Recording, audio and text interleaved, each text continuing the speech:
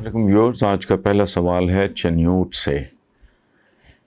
حیدر علی صاحب کہتے ہیں کہ ہر ملک میں اچھے برے لوگ موجود ہوتے ہیں، پاکستان کے مسائل کا حل بھی بلدیاتی نظام میں ہے، کیونکہ جب تک اختیارات نچلی سطح پہ منتقل نہیں ہوتے مسائل حل نہیں ہوں گے، اور ابھی تک بلدیاتی انتخابات کا انعقاد کیوں نہیں ہوا؟ تو کیا کارکردگی کو دیکھتے ہوئے عمران خان گھبراتے ہیں کہ وہ انتخابات ہار جائیں گے؟ حیدر علی صاحب پہلے تو ایک ایکڈیمک قسم کی، ایک نصابی قسم کی بات کر لیتے ہیں۔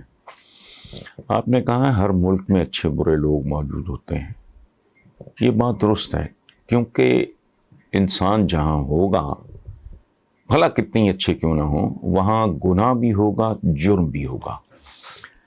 اچھے برے لوگ ہر معاشرے میں موجود ہوتے ہیں، لیکن بددعایا ہوا معاشرہ وہ ہوتا ہے، ہارا ہوا شکست خوردہ معاشرہ وہ ہوتا ہے جہاں بروں کی اکثریت ہو جائے۔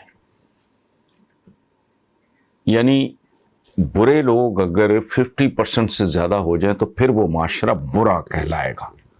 اس کے بارے میں آپ یہ نہیں کہہ سکتے کہ اچھے برے ہر جگہ پہ ہوتے ہیں۔ اس کی وجہ ہے برائی جب جیت جاتی ہے تو اس کی کیفیت وہی ہو جاتی ہے جو انگریزی کا ایک محاورہ آپ نے سنا ہوگا، منی بگیٹس منی، پیسہ پیسے کو کھینچتا ہے، صفائی صفائی کو کھینچتی ہے، گندگی گندگی کو کھینچتی ہے۔ یعنی ایک صاف ستھرا ڈیسنٹ پڑھا لکھا آدمی بھی گندگی کے ڈھیر پہ گندگی پھینک دے گا، باقی وہ اچھا احتیاط کرے گا، اوائڈ کرے گا۔ بیسیکلی جب ہم کہتے ہیں فلاں معاشرہ پٹ چکا ہے، ہار چکا ہے، یہ گندا معاشرہ ہے، یہ ایک ناپسندیدہ معاشرہ ہے، تو وہ ہوتا ہے جہاں برے لوگ 51% ہو جائیں۔ اگر 2-4 ووٹس، دیکھو نا، 2 بندے الیکشن لڑ رہے ہیں، ایک کے ووٹ اگر 5 بھی زیادہ نکلا ہے تو وہ جیت جائے گا، دوسرے کو اس کے تقریباً برابر ووٹ ملے ہیں، 5-4 2-3 1-2 کا فرق ہے، جیت جائے۔ یہ ہمیشہ پلیز ذہن میں رکھیں، اس بات کو اس طرح ڈسمس کر دینا یا رائٹ آف کر دینا کہ جی اچھے برے لوگ تو ہر جگہ ہوتے ہیں، وہ تو بالکل ہوتے ہیں، آپ کی بات درست ہے، لیکن یہ بات ذہن میں رکھیں کہ معاشرے کی پہچان اس کی اکثریت بنتی ہے۔ ویسٹ میں سارے دیانتدار نہیں ہیں، لیکن چونکہ میجورٹی دیانتدار لوگوں کی ہے، ملاوٹ نہیں کرتے، جھوٹ نہیں بولتے، ہیرا پھیری نہیں کرتے، اپنے کام پہ بر وقت پہنچتے ہیں، پنکچول ہیں، یہ وہ سارا، تو ان کے بارے میں ایک گلوبلی ایک امیج ہے کہ وہ بہت مثبت، اور یہ درست ہے۔ اسکینڈینیویا باقی یورپ سے بھی 2 ہاتھ آگے۔ ہم جیسے معاشرے جو ہیں یہاں تو سچی بات ہے، میں I am a part of the society, یہاں تو صحیح کچھ ملتا ہی نہیں۔ اچھا، یہ آپ ذہن میں رکھیں بنیادی بات۔ اچھا، اب رہ گیا کہ جی بنیادی بلدیاتی نظام، بنیادی جمہوریتیں، بیسک ڈیموکریسی، پتہ نہیں کیا کہتے ہیں اس کو، وہ تو بالکل درست ہے۔ چھوٹے سے چھوٹا یونٹ وہ اپنے آپ کو بہتر مینج کر سکتا ہے۔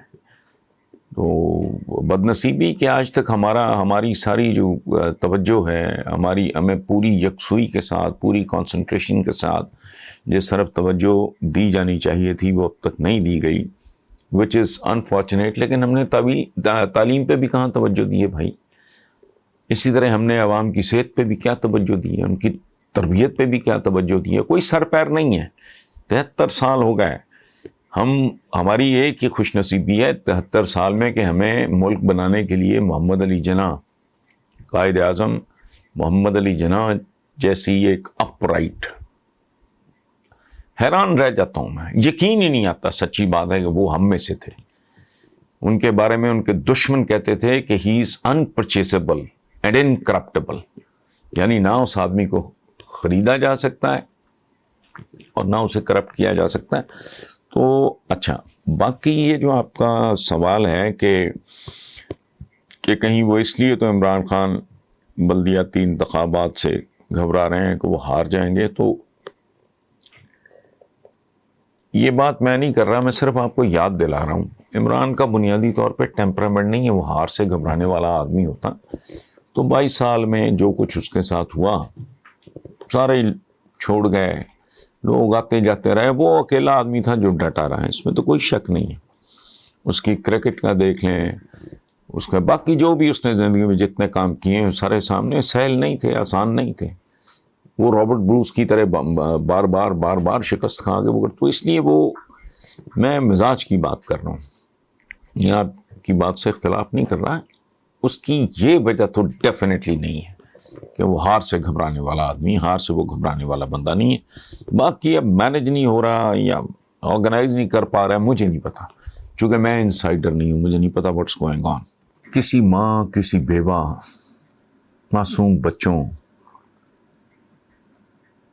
یا کسی گناہ گار کے آنسوؤں سے زیادہ بیش قیمت موتی تو قدرت بھی پیدا نہیں کر سکی. قربان جاؤں اس عظیم اور جنگجو ملاح باپ کے جس نے بیٹی کی آنکھوں میں آنسو دیکھ کر بے ساختہ کہا تھا، میری لاڈلی، میں نے پوری زندگی سمندر کی لہروں سے لڑتے ہوئے گزاری ہے. سمندر کی لہریں مجھ سے پوچھ کے چلتی ہیں، پانی میرے پتوار چومتا ہے. میرے لیے سمندری طوفان بھی کوئی اہمیت نہیں رکھتے، لیکن پیاری بیٹی، میں تمہاری آنکھوں میں آنسوؤں کے 2 قطرے برداشت نہیں کر سکتا. یہ ہیں وہ آنسو جو طوفانوں کو بھی ملیا میٹ کر سکتے ہیں. اور بھلا یہ کیسے آنسو ہیں جو عابد علی عابد مرحوم نے بیان فرمائے، وقت رخصت وہ چپ رہے عابد، آنکھ میں پھیلتا گیا کاجل. آنسو بھائی ہے، آہیں اس کی بہنیں ہیں، اور ہم جیسوں کو ان دونوں سے ڈرنا چاہیے، اور حکمرانوں کو تو بہت ہی زیادہ ڈرنا چاہیے، کیونکہ منافقوں اور مگر مچھوں کے آنسوؤں کی کہیں پذیرائی نہیں. یاد نہیں آ رہا، تاج محل دیکھ کر کسی نے کہا تھا، تاج محل محبت کی آنکھ سے ٹپکا ہوا آنسو ہے. آیا ہی تھا خیال کہ آنکھیں چھلک گئیں، آنسو کسی کی یاد سے کتنے قریب تھے. حسرت موہانی کا شعر ہے، چپ کے رات دن آنسو بہانا یاد ہے، ہم کو اب تک عاشقی کا وہ زمانہ یاد ہے. عبدالحمید عدم کہتے ہیں، ہم نے حسرتوں کے داغ آنسوؤں سے دھو لیے، آپ کی خوشی حضور بولیے نہ بولیے. خود میں نے کبھی ایک شعر لکھا تھا، زندگی اور موت کا یہ سلسلہ آنسوؤں پہ تیرتا ہے کہہ کہا. قارئین، یہ تو ہو گیا آنسوؤں کا شاعرانہ ذکر، لیکن اب آپ آنسوؤں کے 100% سائنسی تعارف سے لطف اندوز ہوں، جو شاعری سے بھی کہیں زیادہ دلچسپ اور سحر انگیز ہے، جسے آپ قدرت کی شاعری بھی کہہ سکتے ہیں. یہ حقائق میں نے میکفرے کے ایک مضمون سے لیے، جن کا عنوان ہے eye opening facts about tears. آنسو ایک گلینڈ سے پھوٹتے ہیں جسے لیکریمل گلینڈ کہا جاتا ہے. لیکریما لاطینی زبان کا لفظ ہے جس کا مطلب ہے آنسو. یہ آنکھ سے ذرا اوپر اور ابروؤں کے نیچے ہوتا ہے. آنسو 3 قسم کے ہوتے ہیں. باسل آنسو آنکھوں کو خشک ہونے سے بچاتے اور محفوظ رکھتے ہیں، اور دھوئیں مٹی وغیرہ سے بھی بچانے میں مدد کرتے ہیں. جذبات کے آنسو غم یا خوشی کے نتیجے میں جنم لیتے ہیں. یہ نمکین پانی اور آئلز کا مجموعہ ہوتے ہیں، جن میں اینٹی باڈیز اور انزائمز بھی شامل ہوتے ہیں، لیکن مختلف مالیکیولز کے ساتھ. سبحان اللہ، اللہ پاک کا نظام کتنا عجیب و غریب اور سحر انگیز ہے. اچھا، مثلاً جذبات کے آنسوؤں میں پروٹین والے ہارمونز ہوتے ہیں جو قدرتی پین کلرز کا کام کرتے ہیں. سبحان اللہ. پیاس چھیلتے وقت جو بہنے والے آنسوؤں میں ایک کمپاؤنڈ اصل کام دکھاتا ہے، جس کے اسپیلنگ میں پڑھ دیتا ہوں، LACHRYMATORY. یہ کمپاؤنڈ ہے جو پیاز چھیلتے وقت آنسو پیدا کرتا ہے آنکھوں میں. اور اس سے بچنے کے لیے ایک نسخہ یہ ہے کہ پیاز کو پہلے ریفریجریٹر میں رکھ دیں اور پھر انتہائی تیز چھری سے کاٹیں, تو اس کمپاؤنڈ کا جو اخراج ہے وہ بہت کم ہو جائے گا. اچھا, بڑی دلچسپ بات یہ ہے کہ بچے بہت روتے ہیں, لیکن حیران کن طور پہ وہ 7-8 ماہ تک آنسو نہیں بہاتے. آنسوؤں کا بہنا آپ کے لیے بہت بہتر بھی ہوتا ہے, کیونکہ اس سے آکسیٹوسن جیسے کیمیکلز ریلیز ہوتے ہیں جن سے انسان بہت ہلکا پھلکا محسوس کرتا ہے. لیکن دوسری طرف بہت زیادہ رونے والوں کے کیس میں صورتحال ذرا مختلف ہو جاتی ہے. روتے ہوئے ناک بہنے کی وجہ یہ ہے کہ زیادہ رونے سے لیکریمل گلینڈز آنسوؤں کے ڈکٹس میں جا گھستے ہیں اور وہاں سے نیزل کیویٹی میں پہنچ جاتے ہیں اور MUCUS میں مکس ہو جاتے ہیں, جس سے ناک بہنے لگتی ہے. عمر بڑھنے کے ساتھ ساتھ بیسل ٹیئرز کی پروڈکشن کم ہونے سے آنکھیں خشک سی ہو جاتی ہیں.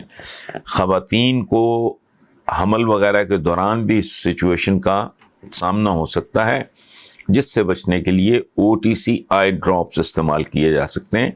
اور آخری بات یہ جو مت ہے کہ کم روشنی میں پڑنے کی وجہ سے بینائی متاثر ہوتی ہے, یہ دراصل بالکل فضول, بے بنیاد اور ایک افواہ سے زیادہ کچھ نہیں.